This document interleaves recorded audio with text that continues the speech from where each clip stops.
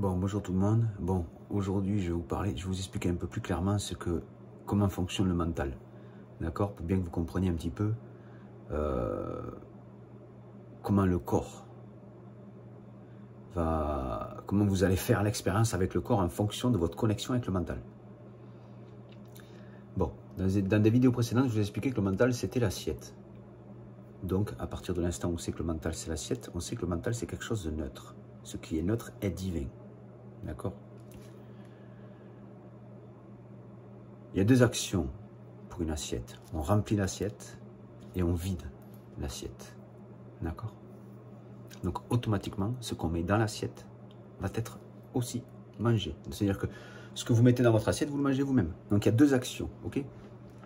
Je pense que vous avez bien compris.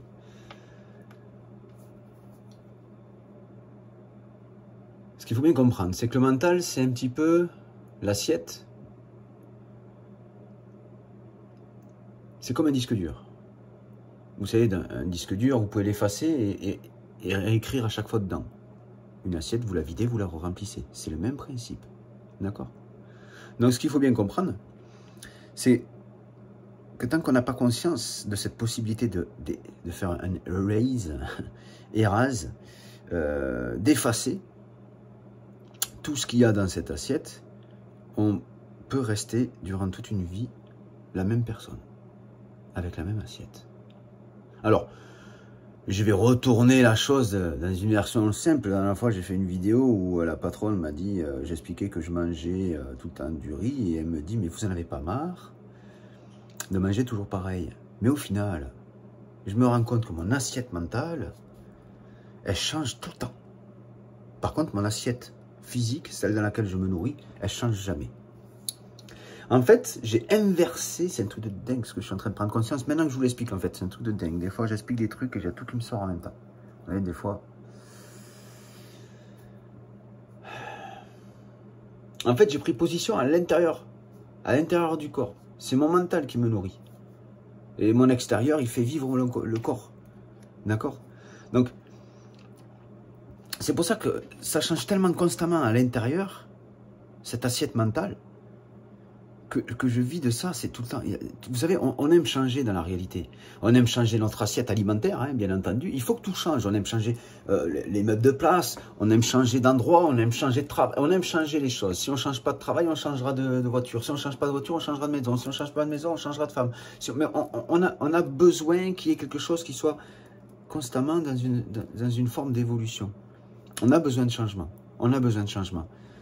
À part, bon, arrivé à un certain âge ou d'autres, les anciens ou d'autres même à l'heure d'aujourd'hui, n'ont pas forcément besoin de ce changement.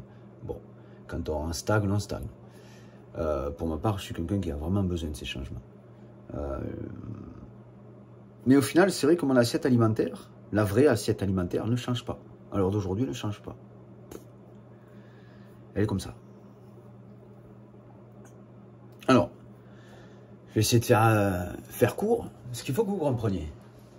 Le mental, quand vous êtes éveillé, quand vous êtes actif dans la journée, il se situe au niveau de la tête. Ce qu'il faut bien comprendre, c'est que vous allez jouer, quelque part, hein, avec ce mental dans cette réalité. Vous allez vivre l'expérience du mental avec lequel vous vivez l'expérience. Quand vous allez vous coucher, vous allez dormir, le mental va descendre au niveau de la gorge. Au niveau de la gorge, on parle donc de communication. Vous êtes à l'état endormi. Normalement, l'homme à l'état endormi devrait être en communication avec son mental. Il devrait être conscient pendant son rêve. Parce que s'il était conscient, il serait en communication avec son corps mental. Et il pourrait donc évoluer. Mais pour être conscient pendant que vous rêvez, il est important que vous soyez présent avec le corps et non avec le plaisir. Si vous êtes présent avec le plaisir, vous serez dans les vibrations extérieures du corps. Il sera trop difficile à votre conscience de venir à votre esprit, de venir faire l'expérience du mental dans le rêve pour pouvoir communiquer avec ce rêve. Vous comprenez ce que je veux dire? Plus vous êtes loin du corps, plus vous êtes loin de vos rêves. À un moment donné, les gens ils disent « Oh, ben moi je rêve pas ». On dit comme ça. Mais vous rêvez tout le temps. Parce que à la base, la communication, vous vivez votre expérience de la journée, le mental va descendre, et là il rentre en communication avec vous par rapport à la journée, par rapport à plein de choses.